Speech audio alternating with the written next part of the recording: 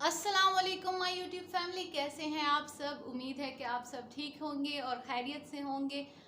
आज का हमारा टॉपिक है preposition and its types. Preposition हम किसे कहते हैं? A preposition is a word that indicates the relationship between a noun and other words of a sentence. They explain relationships of sequence, space, and logic between the objects of the sentence and the rest of the sentence. किसी भी noun को और उसका relation sentence बाकी sentence के साथ relate करने के लिए हम प्रेपोजिशन का यूज़ करते हैं। They help us understand order, time connections and positions. How they help us understand the order. Order mean कहाँ पे कोई चीज़, अगर हम किसी थिंग की बात कर रहे हैं या किसी पर्सन की बात कर रहे हैं, उसका ऑर्डर, उसका टाइम कि किस टाइम में और किस पोजीशन में वो ऑब्जेक्ट या थिंग वो प्लेस करती है, उसको हम प्रेपोजिशन कहते हैं, जो कि हमें ये वाज़ेह करता है। एग्जाम्पल से क्लियर करते हैं कि I am going to Canada. I am going to Canada. So यहाँ पे हमें प्लेस का बता रहे हैं कि कहाँ पे जा रहे हैं। टू कैनेडा, कैनेडा जा रहे हैं। I am going to Canada, मैं कैनेडा जा रही हूँ। So here the word to is a preposition. Next, Qasim threw a stone into the pond. Qasim ने पत्थर फेंका पॉन्ड में। कहाँ फेंका? into, उसके अंदर फेंका, बाहर नहीं। So ये हमें प्लेस का बताता है। किसी भी नाउन का सेंटेंस से क्या रिलेशन है। into, on, under, beneath, on the top, किसी भी, ये सारे जो है हमें प्रेपोजिशन में आते हैं। किसी भी नाउन का सेंटेंस से रिलेशन शो करने के लिए हम प्रेपोजिशन का यूज़ करते हैं। प्रेपोजिशन जो है उस पर कोई भी उसके प्लूरल फॉर्म या उसके पॉजेसिव या इन्फ्लेक्शंस या कुछ भी ऐसे सेंटेंस या उसकी अदर फॉर्म्स नहीं होती। प्रेपोजिशन अगर हम टू लेते हैं तो वो टू ही होगा। उसका वो वर्ब के फॉर्म्स के चेंज होने के साथ उस पर कोई भी इफेक्ट नहीं होगा। Preposition will be preposition, they do not have any other form. Types पे हम आते हैं। टाइप्स कुछ 4 टाइप्स है प्रेपोजिशन की। Preposition of time, preposition of place and direction, and preposition of agents or things और फ्रेजल प्रेपोजिशन। ये चूँकि इतना डेली यूज़ में हमारे नहीं आते हैं, बस कलेक्टिवली हम उन्हें प्रेपोजिशन ही कहते हैं। हम उन्हें ये नहीं कहते कि this is the preposition of time, this is phrasal preposition, etcetera etcetera. पर अगर आप इंग्लिश सीख रहे हैं, ग्रामर सीख रहे हैं, तो आप फिर मस्ट ये देखें, अपने साथ नोट डाउन करें। Preposition of time.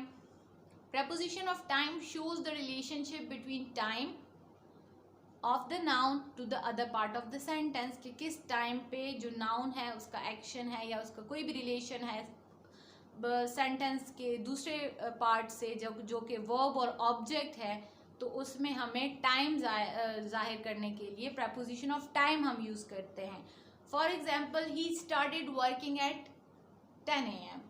So at 10 AM this shows us the time of the sentence, कि कब जो है ही स्टार्टेड वर्किंग, उसने काम करना शुरू किया कब? एट 10 AM, 10 बजे। तो this shows at 10 AM, this is a preposition of time, जो कि हमें टाइम शो कर रहा है। For example, there is a holiday in December. कब? In December. So this shows us preposition of time. He has been ill since Tuesday. So since Tuesday, जो कि exact time का हमें बता रहा है, so that is preposition of time which shows the relationship between the noun to the other part of sentence in relation to time. फिर हमारे पास आता है preposition of place and direction. Preposition of place shows the relationship of place between the noun to the other part of a sentence. The first one shows time, the second one shows in relationship with place and direction. For example, on, at, by, from, down, across, beneath, between, etcetera. For example, sentence में लेते हैं, he is at home. He is at home, वो घर पर है। At home, that shows the place of the sentence. So this is preposition of place or direction. He came from London. So from London that shows preposition of place और वो हमें place के बारे में बता रहा है. The police broke into the house. So into the house that is preposition of place. I live across the river. So across the river that is preposition of place or direction. फिर आता है preposition of agents or things. Preposition of agent or things indicate a casual relationship between noun and other parts of the sentence. For example, casual relation किसी भी चीज़ को हम ले लें तो इसको इसीलिए हम preposition of agents or time कहते हैं. कोई भी चीज़ या कोई भी चीज़ को हम relate करने के लिए जो preposition use करते हैं in simple formal language, that is preposition of agent. For example, this article is about smartphones. ये आर्टिकल स्मार्टफोन्स के बारे में है. So this article is about smartphones. That is preposition of agent or thing जो कि हमें उस चीज़ के बारे में इंफॉर्मेशन दे रहा है. तो इसको हम preposition of agent or thing कहेंगे. I will always be here for you. I will be always here for you. So किसी भी चीज़ या किसी भी उसको सेंटेंस को हम रिलेट करेंगे तो उसके लिए हम प्रपोजिशन ऑफ थिंग या एजेंट यूज़ करेंगे. यहाँ पे है आई will always be here for you. So for you that is preposition of agent. He is playing with his brother. Playing with his brother.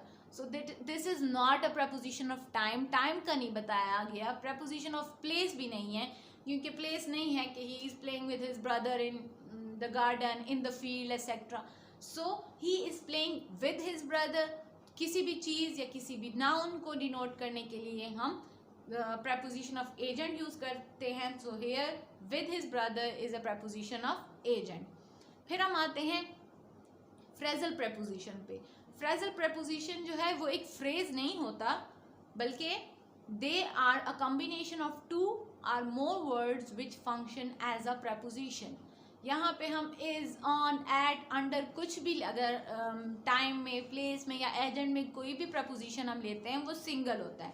Phrasal preposition में हम two words या to से ज़्यादा words को कंबाइन करके एक preposition के तौर पे यूज़ करते हैं. उसको हम फ्रेजल प्रपोजिशन कहते हैं. For example, because of, in addition to या in regard to, instead of. These are phrasal preposition जो कि दो या दो से ज़्यादा लफ्ज़ों को मिलाकर बने हैं जो कि फंक्शन उसका है एक preposition का. For example, they along with their children went to Australia. Along with their children. With is a preposition but along with their children. So this is a phrasal preposition. ये एक phrase नहीं है लेकिन two words combine होके एक preposition का function दे रहे हैं. सो इसको हम phrasal preposition कहेंगे. According to the new rules, you are not right. According to the new rules. So according to, this is a phrasal preposition. I am going out of the city. I am going out. So I am going out of the city. So out of, that is a phrasal preposition because its function is of a preposition but there are two words. So इसको हम इसीलिए phrasal preposition कहेंगे. In spite of being a good player, he was not selected. So in spite of, that is a phrasal preposition. यही preposition की कुछ types थी. उम्मीद है कि आपको पसंद आया होगा आज का लेक्चर और आपको समझ आया होगा. आपको अगर लेक्चर की समझ आई और आप ये सीरीज़ फॉलो कर रहे हैं तो please like this video and thank you so much.